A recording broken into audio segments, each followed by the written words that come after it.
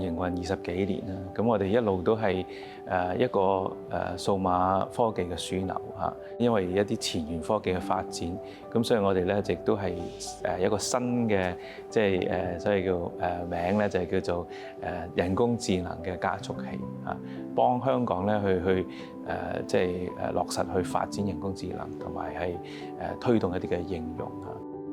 歡迎收睇智庫通。企業要做好自己嘅生意，當然就要諗一啲辦法㗎。喺創新底下，咁過往我哋成日都提及嘅升級轉型，或者係揾新嘅出路啊，同而家所講嘅新質生產力最大嘅核心分別喺邊度呢？今日就同嘉賓一齊傾下啦。Eric， 歡迎你。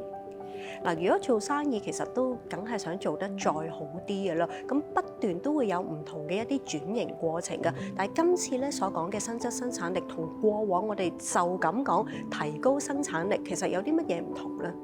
我諗新質生產力最主要就係佢係喺技術上面有突破性嘅創新啦嚇，咁同埋咧喺佢個生產力入邊嗰啲要素嘅重置，而產生推出嚟嘅深度轉型嘅提升嘅嚇，咁所以咧呢一個新質生產力咧，其實係有質嘅改變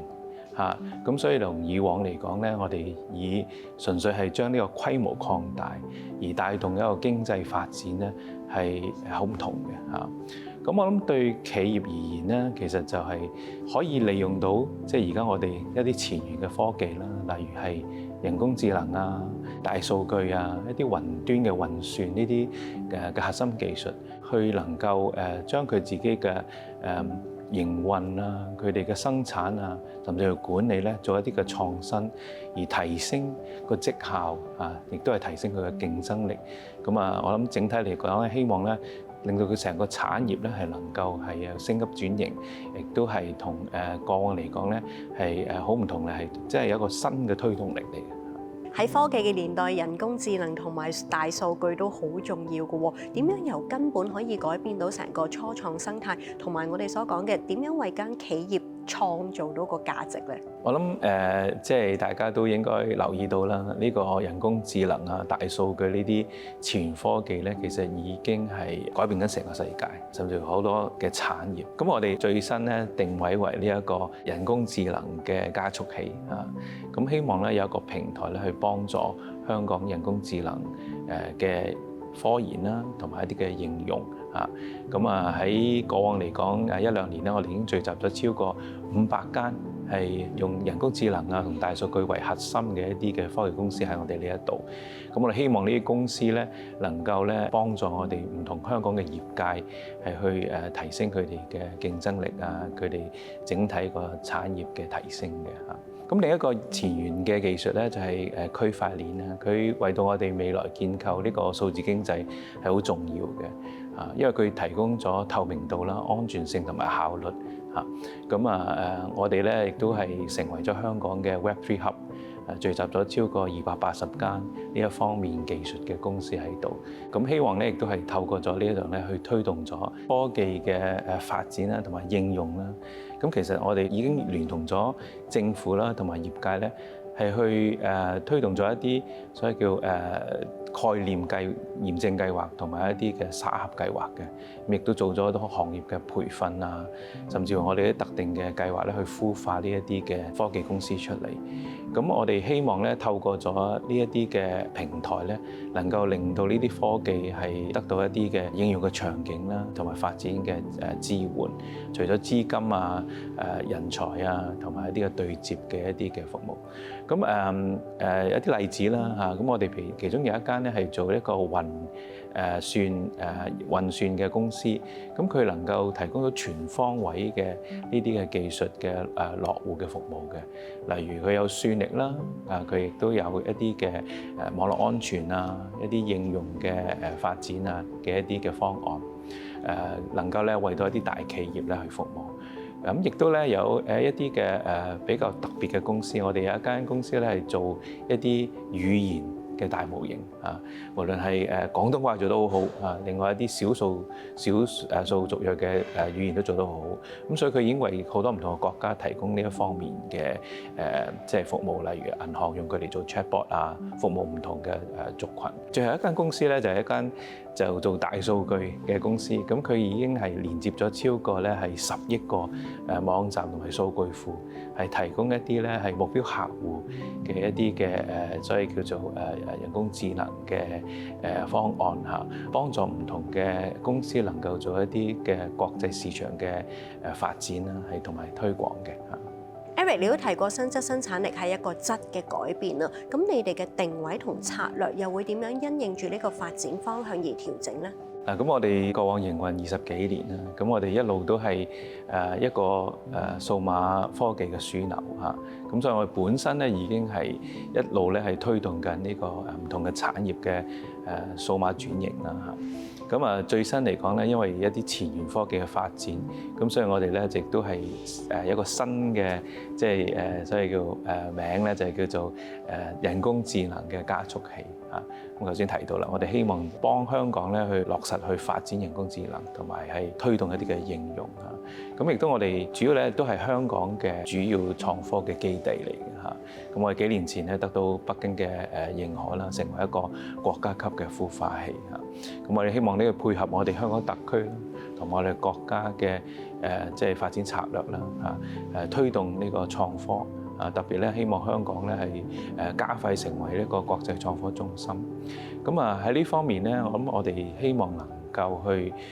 做好我哋自己一個角色啦，就係我哋香港政府成日講嘅啦，係超級聯繫人同埋超級增值人。咁我希望咧，我哋有一個好嘅平台，能夠咧去幫助好多嘅公司喺呢一度咧去發展佢嘅創科嘅業務。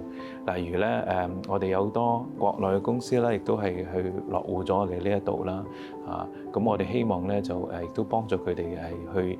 面對全世界去走出去。咁亦都我哋繼續咧去吸引好多國外嘅一啲外國公司嘅初創企業咧係落戶香港去能夠幫佢哋咧喺呢邊嘅發展。咁我哋整體嚟講咧，就希望咧即係成為咗一個即係好好嘅係平台啦，係做到好多係市場上面嘅對接、投資人嘅對接甚至乎咧我哋幫助咧係佢哋咧喺呢一度咧係能夠咧係做一個全球策略性嘅定位，希望多啲公司啦就算唔係做一個全球嘅所謂叫總部，都做一個區域性嘅總部咁我哋香港咧係真係可以成為匯集唔同嘅人才喺呢一度嘅一個創科中心。對於科創企業嚟講，咁究竟乜嘢嘅支援係重要呢？頭先 Eric 你有講就係人才嘅培訓啦，或者係孵化器啊、資金配對，甚至乎講啦就係往後一步啦，要有一啲創新嘅技術，使唔使都為佢哋提供一啲特別嘅支援㗎？你講得好好啊！頭先你所講嘅所有嘢咧，都係重要嘅。咁所以我哋作為一個即係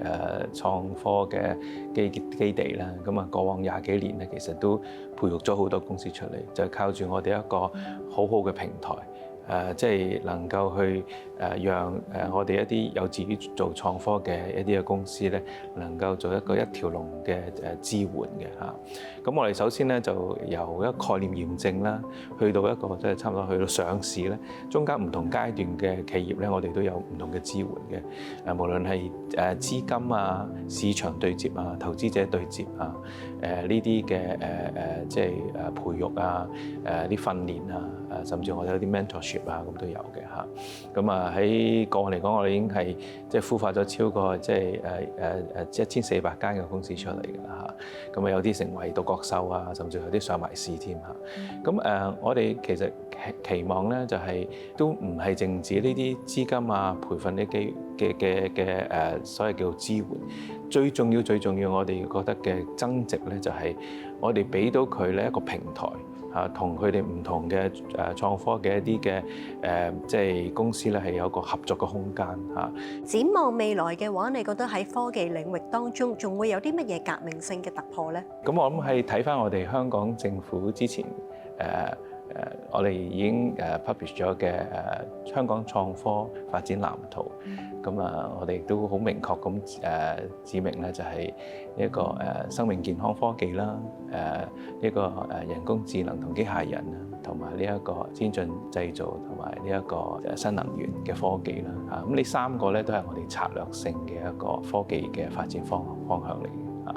咁我哋嚟睇咧，就係呢啲嘅前沿科技咧，將會係帶動全球甚至所有產業咧一啲嘅好深度嘅轉化。咁我哋亦都因應住呢樣嘢咧，我哋嘅定位咧係繼續去做我哋呢一個數碼科技嘅樞紐啦嚇，咁去做一個數字化嘅轉型。咁我哋已經咧係建構咗一個3000 petaflop 嘅超算中心嚇，咁咧就希望咧藉住呢一個平台咧去幫助香港咧去做多一啲對香港未來有益嘅一啲嘅人工智能嘅研究啦，甚至應用啦嚇。最後咧，我哋亦都因應住呢啲咁嘅大嘅科技前沿科技嘅發展咧，我哋希望香港有足夠人才去支撐嚇，咁所以我哋學院咧亦都係繼續去做好多行業嘅訓練，希望咧帶動到一啲嘅適當合時嘅一啲嘅培訓供給我哋呢個香港創科嘅人才庫。創科嘅發展咧，真係需要有好多驅動力嘅 Eric，咁啊要繼續幫我哋嘅科創企業加油打氣啦！唔該晒你今日嘅分享。